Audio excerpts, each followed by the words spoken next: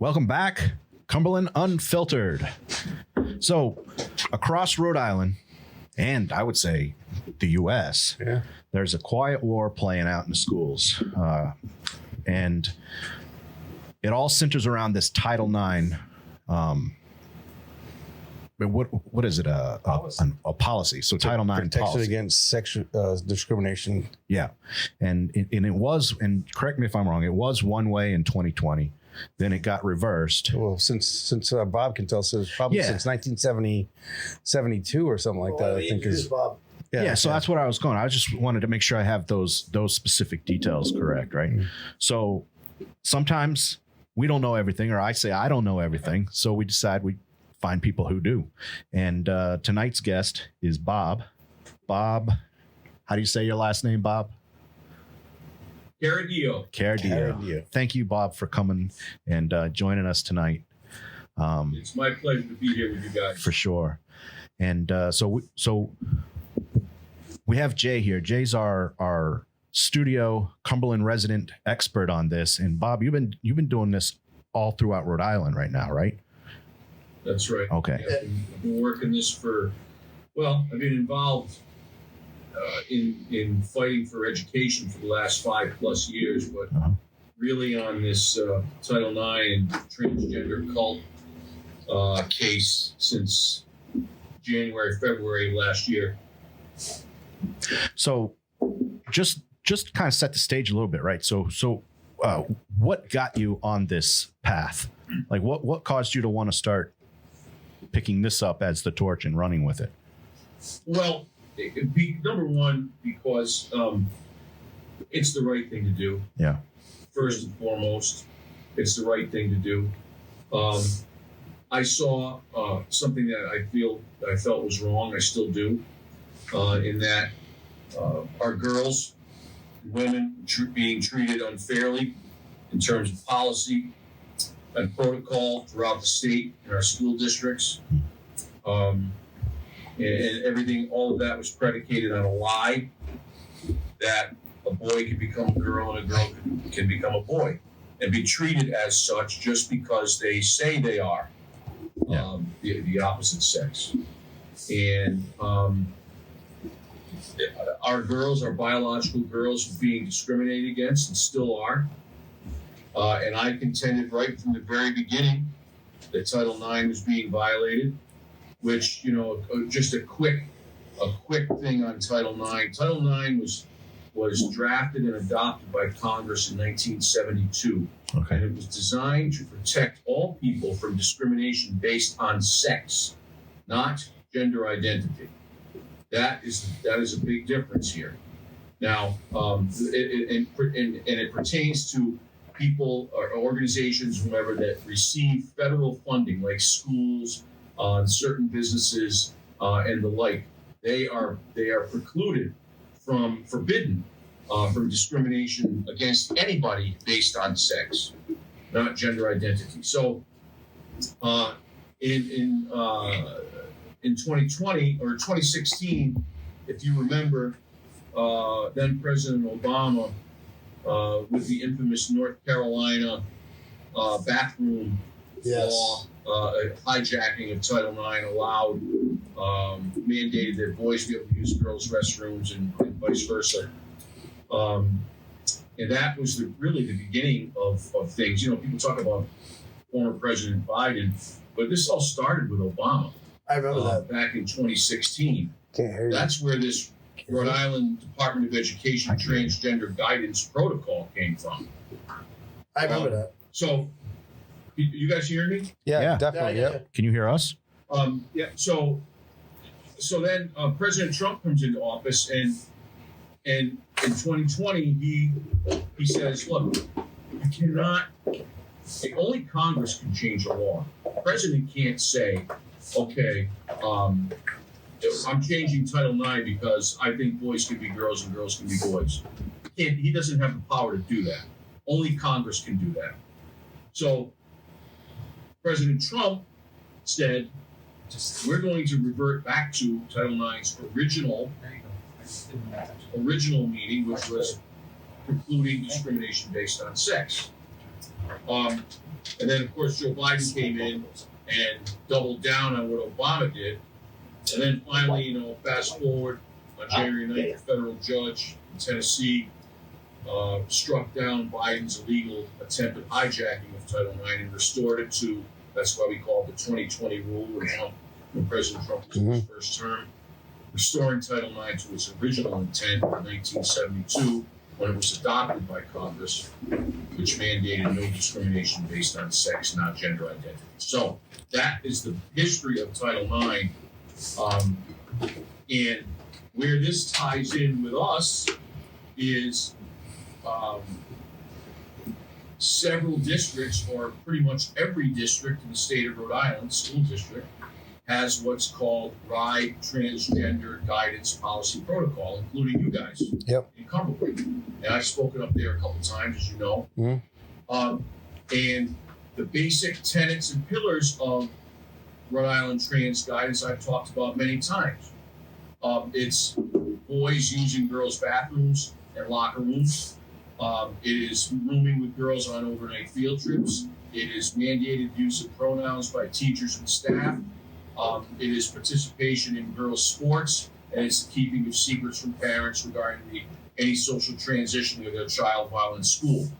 Now, all of those pillars of RIDE trans guidance are terrible, but two of them specifically fly in the face of the federal judge's ruling from January 9th. The Title IX ruling. Number one, boys and girls sports. Number two, boys and girls bathrooms. That is blatant discrimination against girls based on sex and flies in the face of Title IX, a clear Title IX violation. Why our Attorney General and Angelica Infante Green for RIDE don't see it that way is open to interpretation. I have my own thoughts, which I'm sure we'll get to, and you guys probably have yours too. Yes. So that was a long-winded answer to your question. Well, I mean, I don't necessarily know I didn't know what it was. I just MC this thing. Jay's the one that knows more about this than I do. Well, I don't know much more. I mean, the Title IX transgender policy, in Cumberland, we have a Title IX policy. And for people that are just tuning in, I am on the Cumberland School Committee.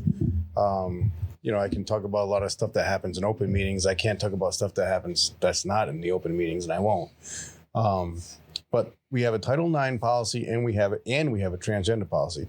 Within the Title IX policy is, it's pretty dry. We were going to vote on it in the last meeting, but there was a procedure issue that stopped us from doing it because we didn't have public comment. I mean, public comment is not required from by law in Rhode Island, but we just said that we always have had public comment on a discussion about a vote, and we should have it this time. So we push it to the next meeting, which is I think the 22nd of May. 22nd is where the stuff from the 8 May meeting got pushed to the 22nd. So we're going to vote on it again, but. If you look at the policy for Title IX, the layperson would say, well, there aren't many sweeping changes because it just took out, in some of the areas, it took out gender orientation. And that was really the only thing that was removed. The real controversial policy, in my opinion, was the transgender policy. And that's the one that says, a child can transition, and the teachers not only don't have to tell the parents, they're prohibited from telling the parents. And also it said, it has the other issues about, transitioning students in the opposite sex's bathrooms. And everyone says it's men and women's sports, but it's really both. It's both. It is, either way. And we don't see it the other way because obviously there's an issue there with, males being, more athletic in certain sports. So we don't see it, across the country, you don't see it the other way. Right. Yeah. My wife asked that question. When I told her about Title IX and the whole thing, she was like, well, is it happening on the other way? Like I told her guys are not performing well in their male divisions. So go ahead. So one of the issues is, so we have football in Cumberland, we have wrestling in Cumberland. There are women there have been girls on the football team. You know, On the male football team. on the male. I mean, it's not a male football team; it's a football team. Oh, you know? I see what you're saying. The wrestling team. That's not up until I think this is the first year. This past year was the first year there was a women's division in Rhode Island, interscholastic wrestling, and they actually had girls wrestling girls. You know, Hastings. Angie, not Angie. What's her name? Ricks. Yeah. Well, she was the state champion in her weight class, and we congratulated her at yes. It'll come to me in a second. I'm just having a brain fart. But the wrestling team in Cumberland is unisex. It's not a male or female wrestling team that you're allowed.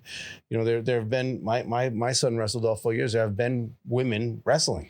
You know, But they're not women claiming to be men or vice versa. they're just women Just wrestling. women and males. Yeah. Yeah, that's the whole thing. You know, but that would be the same. Even if they were claiming to be men, they'd still be on that one team. course. Now I think they're doing it. That not every high school has the ability to have two wrestling teams because they don't have the participation, but they do have a female only wrestling tournament at the state championships in Rhode Island now, which is the first. This past year was the first year they've done that. Right. But anyway, so yeah. when I looked at the Title IX policy, I thought, this really doesn't change much. It's a transgender policy that where the big shocking things happen in Cumberland, and we were talking before the show, and you said that that's almost in every town that there are two separate policies. So I get a question. So it looks like we're gonna. Can you go hear back. Brad? It looks like we're gonna revert back to the 2020 policy, correct? I mean, it seems like it's gonna go that direction. Next meeting, yeah. it should. So if that vote goes into effect, does that automatically eliminate the transgender policy? I don't know. No. It's a big policy. Bob, can you hear Brad okay? He's muffled, actually. Oh, Okay. Brad, can I answer that? yeah, absolutely. Here's the thing. We have several districts have changed their Title IX policy to revert to the 2020 rule, which, as I said before, was the original intent of Title IX. North Kingstown, even Barrington, Westerly, Exeter West, Greenwich, others. But they have not, on the advice of the Attorney General, changed their transgender policy protocol yet. They don't think that that they need to change that policy, even though I just pointed out to you two blatant pillars of the trans protocol that are in absolute violation of Title IX, which is the bathrooms and the sports. Absolute discrimination against girls. Agreed. They were advised by the AG, Morona, the gutless turd, not No love lost there, huh? at all. Not at all. I ran into him at National Airport a couple of weeks ago. We had a nice little discussion. Good. In the Good. Well, at least y'all are on talking terms. Hold them accountable. well, you want to talk to me? I promise. I'm just kidding. But he's advising these districts not to make any changes to the trans protocol. So let me, from a lay's perspective here, I'm just kind of listening to this whole conversation for the first time. So the Title IX is the one that they decided they were going to change or revert back to how it was. Correct. However, They didn't decide. There was a court ruling. I think it was a from court ruling. Kentucky. not Yeah. Court ruling Tennessee. on January 9th from a federal judge, Yeah. restoring it to its original intent. Now so it's the transgender policy that they're not going to change, that they are banking on that being that staying whole, and Title IX going back to what it was doesn't really mean anything by changing it. No. That's what they're saying. That, in essence, is what they're saying. And you're right. That's That's what the Attorney General is saying. and that's the policy that actually refers to the sports and the bathrooms. Wow. No, Title IX doesn't. Transgender No, does. transgender yes. policy does. Correct. Specifically. So that it's like a smoke and mirrors where they're like, oh, Yep. okay, we'll play ball with the Title IX policy, but Yep. then they're going to leave their transgender policy in place. So Yeah, that I mean, whole I know that there's no there's no plan or nobody has discussed bringing the transgender policy up for an amendment in Cumberland. I know that. Well, it will be. Except me. Right. Except he's talking about you. schools. You did come at public comment, and you mentioned it at public comment twice, I think, two or three times. Now, I want to make a distinction here. Okay. We don't want anybody to be discriminated. No. I don't care if the kid is confused with his or her sexual identity, if they happen to be gay, what color they are, any of that. Yeah. We don't want any kid to be discriminated against. Okay, we really don't. None of us does. What people get hung up on that are opponents of ours is if they say they're not covered under, those people aren't covered under Title IX, that we want them to be discriminated against. That's not true. Title IX is sex-based discrimination. Right. only, Right. Okay? It's whether against a man or a woman. It does not distinguish whether that person is gay or straight or trans or not. Those issues are covered under a district's anti-harassment and bullying policies. Right. That's the blanket over which all of that stuff is covered. Title IX is specifically intended to stop to stop sex-based discrimination. So, for an example, say a guy is gay, Yep. okay, and he is being discriminated. Brad. against. He doesn't get a job because he happens to be homosexual, right? He cannot sue under Title IX and say, I didn't get the job because I was gay. That's covered somewhere else. Yeah. If he didn't get the job because he was a guy, then he can sue under Title IX. You see the distinction? Yeah. Yep. So there's a very, very big difference there that people don't understand that fight against us. We don't want anybody to get discriminated against. We care about every kid. Trust me when I tell you, every single kid. But you know what? That also includes the 99% of the kids that aren't confused with their sexual identity. Yeah. That includes our girls who should not have to dress and shower in a locker room, in a bathroom with a biological boy, or shouldn't have to compete against a biological boy, in the pool, on the athletic field, or on the court. We're concerned about them too. We can't forget about them. And these people on the other side, they're agenda-driven ideologues. They only care about their agenda. They don't care about discriminating against the 99% of the other kids that are getting screwed in this whole process. And not just screwed, hurt. Oh, yeah. Well, yeah, Yeah. absolutely. They're losing opportunities. They're getting hurt. But physically hurt. People say, well, how many trans athletes are there in Rhode Island? Well, I know there are a few, but that's not the point. Right. The point is the policy says it can be so. Correct. Yeah. So I don't think I am not aware of any in Cumberland, any trans athletes in Cumberland. But I want I was to. open for it. Yeah. I mean, you got to fix the issue before the issue occurs. I mean, if somebody's gonna say don't alter the policy because we don't have any. That's, so then what? How long does it take? I can tell you right now, I've been trying to get policies looked at and policies changed. And, I'm in the minority vote because I'm not on I'm not in the same team they were, so when I send, the only two people who could put a policy on the agenda in Cumberland is the chair and the superintendent. And I have asked for many, and I've got them documented. I've got a Word document I'm working on, so that when somebody says, why haven't you done this, I'll send it to them. Look, this is the 5 times I've requested this on the agenda. It hasn't gotten there, but and then we find that, literally in 2 days, something else can get on the agenda that somebody else requested. So, but I have requested that some of these things go on the agenda. But we want, like I said, we got to solve this before it becomes an issue. We celebrate track teams, female track teams winning the state title. We celebrate our state champion, long distance runner, female.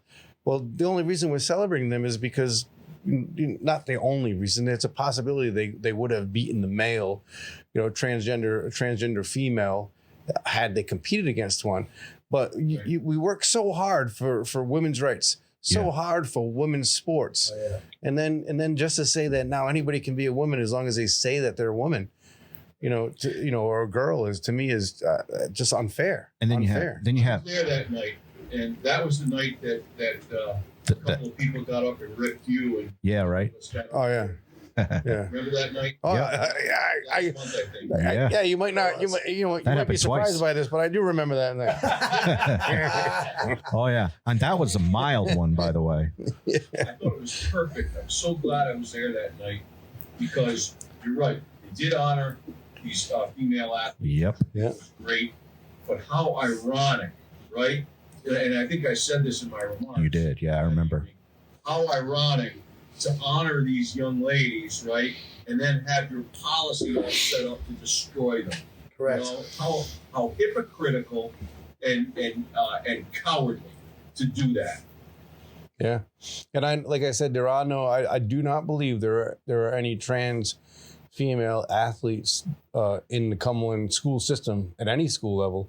Right now, But yeah. being the fact that I'm a Cumberland townie, I have friends and family that are in the school system. I can tell you there are over 30 trans students, and I have no problem with trans students, at all. The problem I have is that they are prohibited from telling the parents. So if you go back and you watch the films about the films of the school committee meetings where they justify their policy.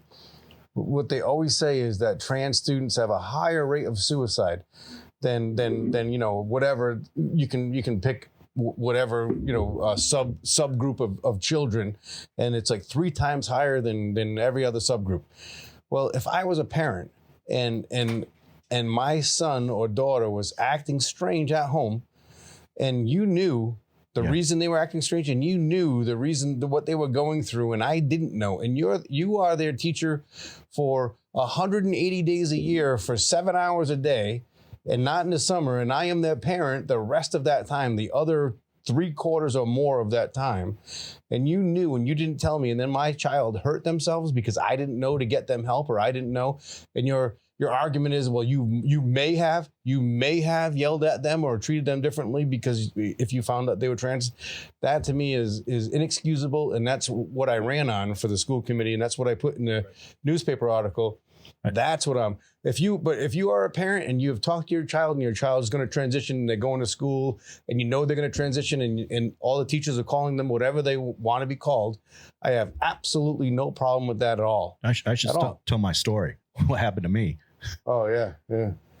So once I realized that Rhode Island had a policy like that, where the teachers were allowed to not tell me as a parent, because I have 2 kids in the school system. And once I realized that, I went on and I made a Facebook post. And I mean, I think it was pretty harsh, I guess. I don't know. But in it, I said, if I find out that anybody is keeping this type of information from me, there will be serious consequences. Consider this your warning. Well, they took that as violence. They took that as I was being violent. So next thing you know, I'm getting a knock at my door, and it's the police. The police are there. Yep. Oh, yeah. And Who's they're the superintendent. the superintendent. A wellness call. A wellness. Yeah. And he's like, why are you so angry? I'm like, I'm not angry. He's like, so what's the warning? My mind goes to a bunch of different places. There's legal, there's political, there's whistleblowing, there's media, and they're the ones that their mind went straight to me being physically violent. That's right. That's because that's what they want. Oh yeah. And That guess fits what? The narrative. This setting was the warning. Here I am. Here I am. That's right. And I'm not gonna shut up about it. No, it's concerning to me that the superintendent of schools Got involved. got involved in a Facebook post and called the police and had the police go to a parent's house and knock on their door. And you said it was in front of your kids too, right? They were there. I thought you said No. Well, it was my family was there. Yeah, it was in front of my kids, right? Yeah. Yes, is that what you say? Yeah, they were both. Yeah. And then my 8-year-old is saying, "Why is the police at the door?" And so I went out. I shut the door, obviously, and talked to them. But they're standing at the window watching the guy talk to me. And when I come in, obviously, they want to know what's happening. I mean, it caused my wife a bunch of angst and stress. Yeah. And But that is not at all the intention or the warning. Yeah. This is the warning. The problem is, and I can tell you from personal experience, I said things on this podcast, episode 3 of this podcast, that caused 60 plus teachers to show up at a meeting. One of them was my sister-in-law to show up at a meeting, all in matching shirts, to shout me down. She was there the night he was there. To shout me down, and to say, like crazy things about what I said. And if you watch it back, the reporter that does the stories in the Valley Breeze, Ethan Shorey, asked me, he goes, "You regret, I think he said, you regret what you said?" And I said, "No, I regret that I didn't explain it more, because they." Well, I mean, not for nothing. They only gave you 3 minutes, and you had to go down a public comment to explain. Well, no, that I don't mean that. I mean, during the episode. The episode was during the episode. It was an infrastructure episode. It wasn't about teachers. It wasn't about kids. It wasn't about grades. It was infrastructure, and how the reason that we're going to have to move people is because we didn't do a good job with infrastructure. So I kind of curbed myself from going down that path, but there was just enough there. I used the word tertiary, which apparently has a negative connotation. Oh, secondary, tertiary, and they were like, But anyway, we're going off the rails. Show up at the next school committee meeting. Based off of this episode, they'll probably show up in numbers again. I don't know. I said nothing about any students or teachers, but as a matter of fact, I support the teachers more than most on the school committee, and more than most in the administration. I can tell you that for a fact. I will tell you, we have, it's been my experience, that the vast majority of our teachers are very good. They care about what they do. They care about these kids. They're going to work every day, and they're doing the very, very best they can under difficult circumstances, meaning they have no leadership. Okay, we have a lot of weak superintendents. Correct. We have a lot, like yours, and ours down here. Your superintendent's a joke up there, and ours sucks here too. Mark Garso, he's terrible. And of course, it all starts at the top with Angelica Infante Green, who is really the plant of the left, unqualified plant, who is the education commissioner. Yeah. But I did some research, and this started a couple of years ago, because now, as you know, I don't want to get up on a tangent here, but now Senator Valerie Lawson is now the president of the Senate on Smith Hill. She took over for Dominic Chiaradio, who passed away last week. And Valerie Lawson, P.S., also happens to be the president of the National Education Association of Rhode Island, the teachers union. So you have, this is how corrupt and crooked the state is, okay? Kind of a conflict. You have the head of the teachers union deciding what bills will and will not be heard in the Rhode Island Senate, okay? And here's a little other tidbit of information about the National Education Association of Rhode Island. Every full-time employee there, and I think there's at least 10 full-time employees there, they all make, all in, over $200,000. Okay? All in, over $200,000. The average teacher in Rhode Island makes just over $66,000. Now, say what you want about teachers. There's some crappy ones out there. We know that need to be cleaned out. Yeah. Like I said before, the vast majority of them care. They do. Do as good a job as they can. They show up every day and work hard. There's some crappy ones that need to be cleaned out. But look here. You have a teachers union that is representing supposedly the teachers. They're all getting rich. The teachers on average are making $66,000, and the kids can't freaking read. Right. Yeah. They can't read. They're not proficient in math or English or science. The union doesn't care about the teachers, nor do they care about the kids. They care about them. That's the issue that we have. This union, this teachers union, is evil and rotten and must be broken. We need to come up with an objective way to evaluate teachers. That will make the good ones make Rise at more the top. money, and the crappy ones will clear them out. That's what we need to do. Thank God we've got the guy in the White House now that we do. Yeah. I think we're going that way. I can tell you. I got to get that in because you guys are talking about teachers, and I taught for a while. I taught for 6 years, and I know I ran into some great. I'm telling you, man, great teachers. Well, I know my kids Yeah. have great teachers. It showed me what I was doing, what to do, how to do things. I ran into some crappy ones too. And the way they evaluate teachers now protects the shitty ones. Yeah. You know, Yes. keeps the bad ones where they are. It's tough Yeah. to fire a teacher now. That's a problem with the union. And eh? it screws the good teachers and it screws the kids. Yeah. So that's my rant on that. I'm very passionate about that because at the end of the day, it's the kids that pay the price, Yeah. and our good teachers pay the price too. So let me just say that I did not say that about our superintendent. that was Bob. That was Bob. No, right. Listen, I the reason I am on the school committee is because of our superintendent and some problems we had when my son was in school before I was on the school committee. That's why I ran. But I didn't say that. You had a great superintendent before this guy, Bob Mitchell. Great superintendent. So I'm going to say that. Football coach, right? Oh, nice. Sounds a little biased. So- no, I'm just kidding. So right after I was elected, but before I got on the school committee, they passed a raise for the superintendent in Cumberland, and it was so right now the raise is over the next 2 years. The teachers at step 10 and above are going to get 3% and then 4%. Step 9 and below are getting 1% Wow. and 1%, right? And we had to have a resolution for the school committee to agree that the town of Cumberland should remove the tax cap to be able to pay the school budget, which a lot of it is because of the raises, which are minuscule, which should be much higher. Yeah. But I don't remember having to do that resolution before they gave the superintendent, probably, I think it was almost a 10% raise, but the teachers are getting 3% and 1%.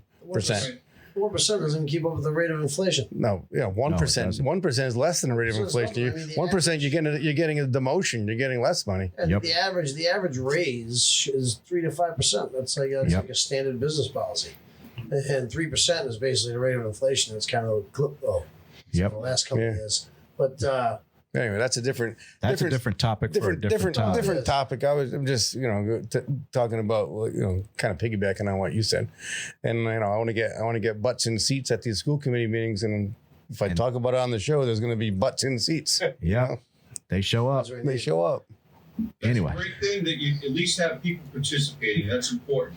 Yeah. I can't tell you how many school committee meetings I've spoken at. I've spoken in front of every school committee in Rhode Island over the last 13 months, some of them more than once. Yeah. And sometimes there are nobody. Yep. There is nobody there. And I know people are busy, but I wonder what the hell can be more important than taking an interest in your own kids. I don't get it, man. I really don't. Maybe they're watching online, but I've watched online too, and there's 20 people watching. Yeah. You guys have good crowds up there sometimes. Both times I've been there, it's good. Well, That's good. Maybe it was just because they wanted to climb all over you. that's Yeah. exactly what it that's was. exactly That was the second time. The second time. They want this thing going. This they thing- want to shut The this first thing the first time was because it was they were amending the was it the transgender or the Title IX policy that Title you IX. spoke at? And there were a lot of people on both sides. There were cameras everywhere. I think you had one, or a gentleman that was with you, and then on the other side the pro transgender activists, they had a couple of cameras, and there were like 4 or 5 people that were and Because I was publishing my schedule at that time, yeah. where I was going to be, and then there were a couple of groups like the Rhode Island Atheists and the Woman Project or whatever, following me around with Alquist, that bum. Yeah. Followed me around everywhere I went. Yeah, but at the time I wasn't on the school committee. I was a spectator on the school committee Right. because, like I said, Yes, I remember you. yeah. And I was watching. I was like, I didn't know what was going on. I was just there. I was there like I was every other meeting to go make public comment about how they screwed my kid. Yep. And how they didn't follow any of their own policies, which they're still not following a lot of their own policies. And I remember that was just one of those meetings where I didn't look at the agenda, and then I got there and there was a crap load of people there, and then I realized shortly why they were there. Right. Anytime we talk about the schools, they show up. But I wish every meeting was like that. People cared about, look at the agenda and pick something off the agenda and care enough about it to go and let people know what you think about it. And there are some meetings where there's not much on the agenda, but most meetings there's something that that does have an effect on your kid's life. People don't realize, that's a great point too. That stuff affects all of our kids. And to look at it from a financial standpoint, every single penny that goes into the school budget or the town or city budget is ours. The government doesn't have 1 cent. Nope. The government doesn't have one cent in the bank. It's all our money. Yeah. So if you don't have children, at least you should take an interest in the town or your school committee for financial purposes. Right. Yeah. Because we all have a stake in how successful our schools are, because that's the kind of kid that we're going to churn out. Yeah. Is the people that are going to be running things years ago. Yeah. So that was one of the. You had asked me something before. I wanted to go back. Yeah. Go ahead. Sorry. Yeah. If I could. Yeah. I told you I've been doing this for over 5 years now, and let's take a quick trip down memory lane, starting with COVID. Right. Back in May of 2020, and COVID was, of course, December of 2020, right? Yeah. So we have all of these things that came to pass. It was a perfect storm, right? You have all this DEI and critical race theory stuff starting. That's really why I got involved in all this at the very beginning in August of 2020. So we're starting to teach. We were teaching the kids that white people were bad, and that black kids couldn't make it on their own because they didn't have what it takes to cut the mustard. Can you imagine telling a kid that? Yeah. Can you imagine telling any kid that, no matter what color they are? But you tell a black kid that, you know what, you don't have what it takes, buddy. The field is tilted against you. Yeah. The only way you're ever going to achieve any success at all is if we tilt the playing field towards you, because you can't cut the mustard. That is so deflating and insulting. So I got involved there, and then you bring in the social emotional learning in school, the surveys and the curriculum and stuff.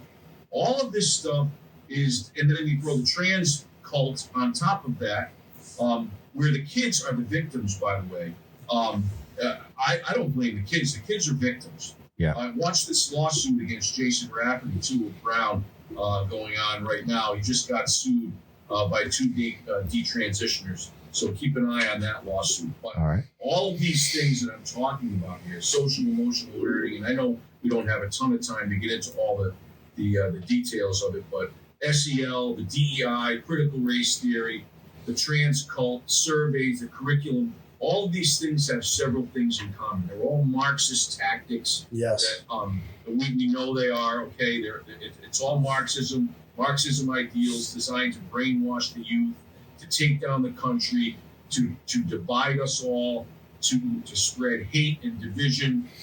They hate God. They hate God. There's another thing. Take God out of it. Ruin the nuclear family. All of these things are designed to take the country down. Yeah. To ruin the family. Right. Take God out of everything. And that's really why I got involved. And every time we catch on to what's going on, they come up with something else that we have to fight. Yeah. So we're not going away. We are dug in with our heels here, and we are winning. I believe we are. We are taking giant steps forward. Thank God, again, we've got the guy in the White House and his dream team of a cabinet that we have. Yes. This is turning around. We just got named to, myself and a couple of other people, got named to the Rhode Island Advisory Committee on the U.S. Commission of Civil Rights. So we have we have conservative representation on that advisory committee now for the state of Rhode Island. So Nice. there are good things happening, and people like you guys who are out here spreading the word, guys like Jason who are serving an elected office, and some of the other great people out there. We're all working together here to try and save this country and these kids. And sometimes we take a lot of punches, but I'll tell you what, we sure as hell give them too. It's definitely warfare, that's for sure. Oh yeah, no Yes, doubt it about it. Yeah, absolutely. That's awesome. And you're right. We need more people like yourself, and like what we're doing here in order to rise, in order to combat what's going on. Because, and that's what's happened. We've always relied on our elected officials to make the right decisions and the right calls, but unfortunately, that hasn't been happening. No, it's been a uniparty. No, it's going to take the working class in order to rise up and say, okay, yeah, you know what? Maybe I will show up at that meeting next month. I wouldn't have normally showed up before because I'm relying on this guy to make the right decision because I voted for him. Right. And unfortunately, that's not happening these days, like you just said. Right. Yeah. Because there is definitely a goal to destroy the American value and dream. We don't all agree on, like, Andrew and I didn't agree, you and I don't agree. No. A lot of the things I'm sure you and I don't agree, Bob, but I'm a very, very, very, very socially liberal person. But, the trans thing to me is just undoing what took decades to do. Women's rights, gay rights, you know what I mean? The trans, forcing that into places where it's not fair could be It's not acceptable. a female athlete, could be a gay female athlete, a straight female athlete, to work their entire life to try to get a scholarship to college and then have it taken away, which we've seen people like, oh, it hasn't happened in Cumberland, and it hasn't. But let's make sure it doesn't happen in Cumberland. We celebrated these spectacular female athletes, and the reason we're not just saying athletes is because we had to have a female category in a lot of these sports for them to excel. And to throw all that away now and say that anybody who, I get it. It's an emotional thing. I get it. So there's one part of the entire high school, atmosphere, the experience that you can't be a part of because we don't want to exclude the people that fought so hard to get there. Yeah. The people that fought, that 1972 Title IX. Yeah. There are limits to the amount of male only sports, and you have to have an equivalent amount of female sports in high schools. Now that wasn't there before, and they had to get those protections in. I know a lot of, schools lost sports because of that. Eliminate sports because I remember PC when I was looking at colleges, like I was looking at, PC is one of them, and the coach was like, "Nah, they're getting rid of baseball in a year for now, so don't bother." Yeah, and I'm like, okay, so I eliminated that one. But it's it just doesn't make a lot of sense. Like this whole, men's and women's bathrooms. I mean, it's bathrooms and sports, really. I mean, those are the two big tags. So, and it's like, why? I just don't understand why. And you're right, Bob. Like you said it. There's a pointed effort in order to cut down what this country represents and everything about it. So it's very egregious that a lot of these protocols and policies, the SEL specifically, again, a Marxist tactic, which is designed to drive a wedge between the parent and the child, so the school or the state, in terms of Marxist language, would be the primary influencer of the child. Yeah. And not the parent. So, and I know, Jason, you're big on this, and I am too. I talk about this all the time. You cannot, for any reason, keep secrets from parents. No. Now, our opposition talks about the suicide rate, like you mentioned before. Yeah. But what they don't mention is after these kids get treatment, via whether it's psychological or medical, the suicide rate rises. Yep. It doesn't decrease, it increases. Yep. They don't tell you that. A report from the National Institution of Health came out today. I would suggest that you read it, and I'll post it tonight, and it talks about a lot of the diagnoses on gender dysphoria and how it should be treated, and the mistakes that have been being made worldwide, but especially here in the United States. And it makes the CAS report look like child's play. If you read the CAS report, so yeah, it's very, very bad. So I know we may not agree on some things, Jason. Off the air, we'll figure out what we don't agree on. so No, I just bring this back. What I was saying about the day that you're 18, which it's, to me, I have an 18-year-old, and I can't imagine he's a great kid. I love him, but I cannot imagine my 18-year-old storming the beaches of Normandy. Know what I want to. No. But the day he turned 18 is the day he was in control of his own life. Again, I have some controls as a parent. You live under my roof. You're gonna conduct yourself in a certain manner. But if a child was in the high school, wanted to transition and wanted to keep it from their parents, and they were 18 years old in freaking 1 minute, that's fine. They're allowed to do that. Anything below that, I'm the parent. You will tell me. You should tell me. And to keep that, because you're gonna for the safety of the child. Like, what if my child failed 3 classes? You don't keep that from me. If I'm a bad parent, I might whoop my child for that. Right. If my child sexually harassed another kid in school, they're not going to keep that from me. Nope. The only thing they're going to keep from me that, is if they're transitioning, and which also comes with the number that is used a lot, is a 3 times higher, propensity to harm themselves suicidally. Yep. But that's what you're going to keep from me. Because you're going to blanket assume that if you told me, I would harm the child. No, if my kid decided to transition, I would not harm him at all. I would help him. I would get him the help to prevent him from harming himself, right. Which is what you're telling me. The reason you're not telling me in the first place is, right. That doesn't make sense to me. Some of these people that are fighting us, and I'll give you an example. In 4 states, Virginia, California, where else? One other one, and then Colorado today, if you were watching. Oh, yeah, I saw a little bit of that. This legislation that was introduced that would, listen to this, if your child, your minor child says, and he's a boy, but if he says, I want to use she, her pronouns, and you misgender that child, you call that child his biological gender, calling him as a parent.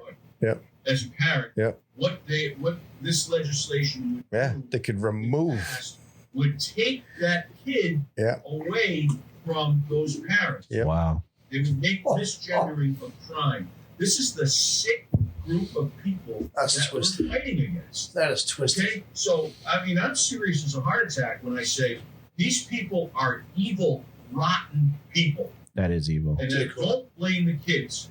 It is this group of adults. I call them the trans cult. They love that. But that's exactly what they are.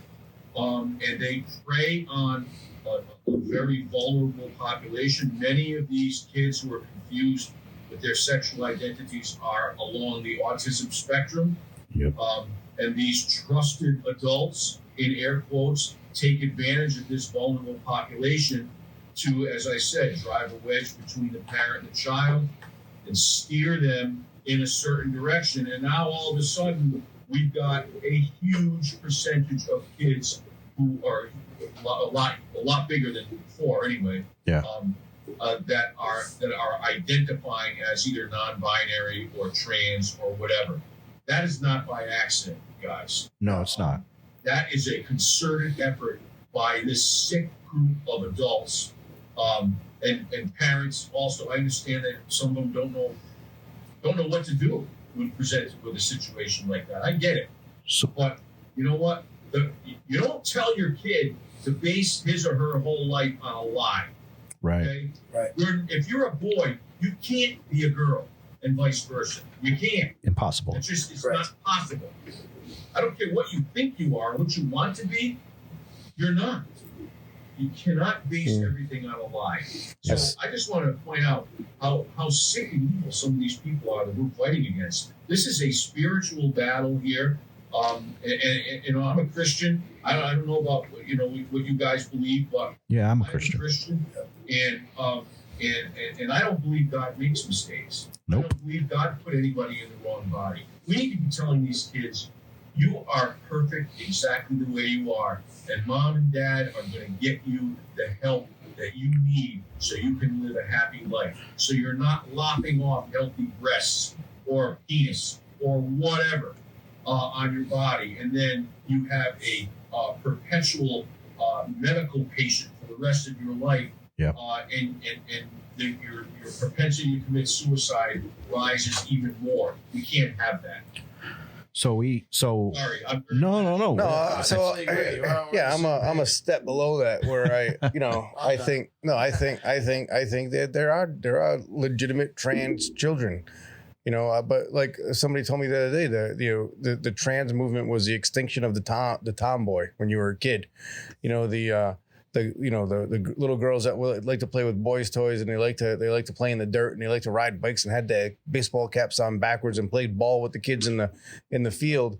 Now those girls are convinced that they're trans, and I absolutely 100% think that there are some kids that are when we were young they were told what they were. You're just a tomboy. You're gonna grow out of it. Now those same kids are told, no, you're trans and you have to transition. But I 100% believe that some of these children are transgender, and they're gonna transition. They're gonna have a great life. Well, what does that even mean? But I don't think that like you said, I think that there's a lot of societal pressure and society. They are applauded for it and they are held up on a pedestal because they make those decisions in certain groups. And they make them. They might make decisions they wouldn't normally make, and they grow out of it. And even a lot of the kids that are that do transition and start to transition now. I don't have the numbers, so I can't say a lot. But some of them, they end up detransitioning.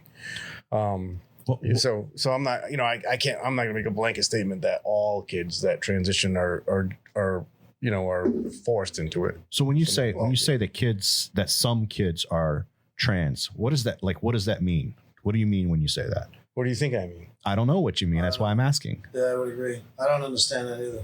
So are you saying that way, or is this just the way the way that somebody has taught you to think? So do you think that there are females who are literally males trapped in the female body? Yeah. I guess that's what I mean.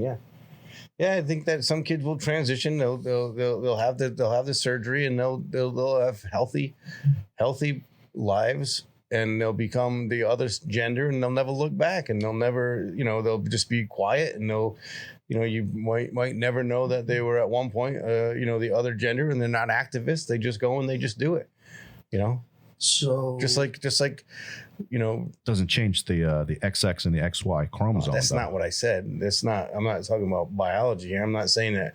I'm talking about a transgender person. I'm not talking about you can change your chromosomes. But they're still biologically the other.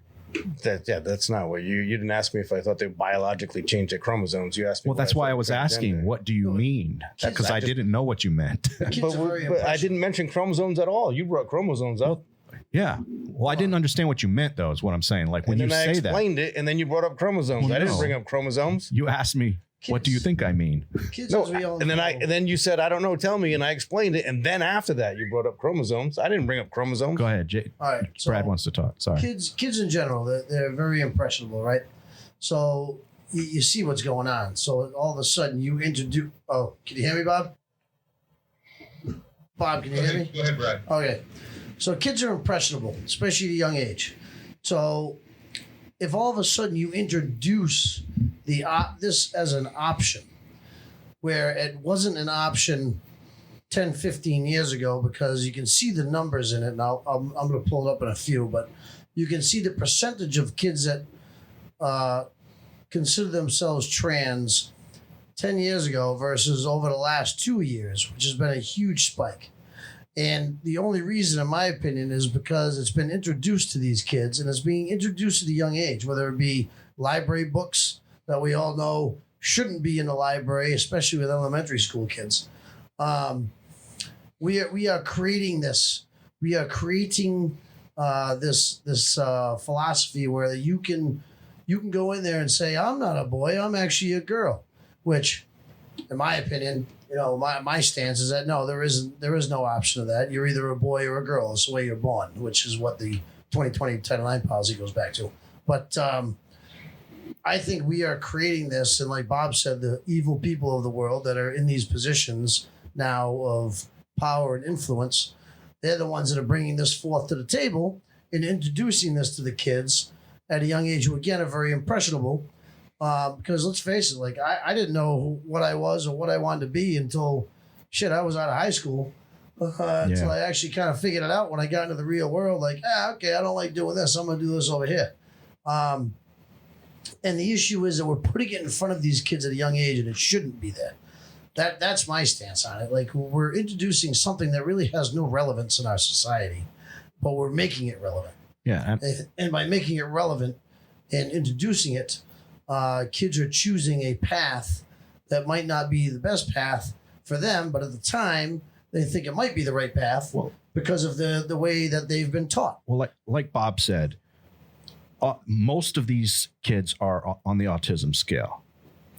And let's face it, autistic kids at school, they don't fit in a lot of times. So this is something that they can now look at and say, hey, that group seems to be able to fit in. Let me just call myself that. And now all of a sudden they're the cool kids. So you just said most transgender kids are autistic? No, I said that a lot of them fall. I think you said most. If I did, I mean, I don't know the number. Let me qualify that. I don't know the number, but a lot of them are. A lot of high school football players are autistic. A lot of band members are autistic. You don't blame being in the football team for being autistic, just because there's a lot of them. Well, I was just going based off of something that Bob had said. Bob had said that a lot of them were autistic. Did I hear that wrong? Yeah, there's a very high percentage of kids who are confused, and I don't use the term trans, but very, very high percentage of kids who are confused with their sexual identity that are on the autism spectrum. Yes. That's what I was referring to. That's a good way to put it, confused, because you're right. Yeah. But this gives them, when you're young, there's a lot of confusion. But this gives them a group that they can hang out in now and be cool. Yep. That's what I was trying to say. Yes. Yeah, I don't know nothing about it. That ties in with the adults, the air quotes, trusted adults, knowing that as well. They're not stupid. Right. These adults, and they know a vulnerable population when they see one. And there you have it. Yeah. Yeah. Anyway, so just to kind of bring this down a little bit, what do we do? You've been going around all Rhode Island. You've been going and talking at these schools about this. Gotta cut it off with the balls. How do we I just caught what he said. Uh-oh. How What did he say? he said, Nothing. Gotta cut it off with the balls. No pun intended. Oh, Andrew doesn't know what he's missing tonight. I know, right? So what do we do though? What do we do as citizens, as Cumberlandites, as Rhode Islanders? Like, how do we continue to combat this? Well, I think a forum like this is very valuable. Okay. That's why I do as much of these as I can, and I speak as much as I can publicly, because people, our job, right? Our job is to educate. Yeah. On what's going on, and with the ultimate goal of being to save these kids, right? Yeah. And to save this country and our state, which we love. We love Cumberland. We love Westerly. We love where we live. Yeah. You know, and it's okay to disagree with each other on certain things. You know, I know plenty of people who don't like President Trump. I happen to be a President Trump supporter. But if you don't care for President Trump, I don't care. Right. I don't care. I know there are plenty of people who love the country just as much as I do, that don't believe lock, stock, and barrel how I do. That's fine. But there is a line to me to be drawn in the sand that cannot be crossed, and that is to abuse and hurt and attempt to destroy our children. Yeah. That is where the line is for me. Right. That is where that is, and I don't want to use a military term. I'm just going to use it. I'm not going to use it because it's not appropriate. That is where I will draw the line, put it that way, and whatever happens, happens. Yeah. It is wrong to utilize vulnerable kids who don't have the decision-making capability that an adult does in order to help somebody attain a sick objective or agenda, in order to tear the family apart, in order to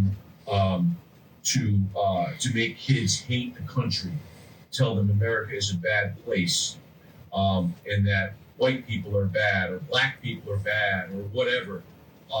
There's good and bad everywhere. Yeah. But one thing we all have to have in common is we are all Americans. And we have to all love this country, and we have to love and take care of these kids. And I will be damned if I see something that is wrong and kids are being hurt and being treated unfairly, and girls. I'm a father I have a daughter, and if my daughter is forced into a locker room, a boy changing in front of her, I don't think so. I mean, to your point, you had mentioned about a warning. Yeah. And you know, maybe I'll start my own radio show too. That'll be my warning. I think we can all agree that as adults, we can disagree on a bunch of stuff. But we've all got to agree, no matter what your political affiliation is, that we will not allow our kids to be destroyed and taught to hate each other and hate the country and hate their parents and hate God. That's not going to happen. Yeah. Not while I'm here. So speak up. I agree with that. That's it. That's the advice So then. what we can do is carry the ball, Yes, get sir. active, Yep. like you guys are doing, like I'm trying to do, like others are doing. People need to get off the couch Yeah. and Agreed. get out to your school committee meetings and participate in town government and in state government. Go to the state house and testify for or against bills that you're passionate about. Yeah. Write letters to your town council and your school committee or your representative or senator in Providence. Learn as much as you can. Read. Anything you can do to better inform yourself so you can inform others and participate in this process. There's a saying that says the only thing necessary for the triumph of evil is for good men to do nothing. Yeah. There you go. Eli Wikel. Yeah. Which is fitting that we had a World War II, Jewish evacuee in the early part, and then we end with a quote from a concentration camp survivor. There you go. All righty then. Well, where can people follow you at, Bob? Well, I have several places actually. Okay. I'm on Instagram. Okay. At Bob Chiaradio. I have a Facebook page. People can follow me on my personal page. I also have a group page called Westerly Residents Against Indoctrination. It's a private page where you can join. You can also follow me on Twitter at bchiaradio14, BCHIARADIO 14. I do some writing. I've done writing for Illegal Insurrection. They're a great organization. Yeah. My stuff is there. You can find me at school committee meetings. Yeah. I post a lot of what I do. My videos are all over the place, thanks to a great patriot named Roland LaValle, who does all my videos for me. Right on. Jason's met him. I think maybe you have too, Gary. I'm not sure, but anyway, that's where they can follow me, and I will continue to fight this fight until I can't do it anymore, or until we win. Right on. Comes first. Yep. And all of our listeners, you can follow us at Cumberland Unfiltered on all of the social media platforms, Facebook, Instagram, Twitter. Go to Rumble, go to YouTube at Cumberland Unfiltered, subscribe, like, share, and subscribe and share the audio version at Spotify, Apple Podcast, any of your podcast platforms. That's the audio version. And again, we thank you, Bob, for coming on and talking with us.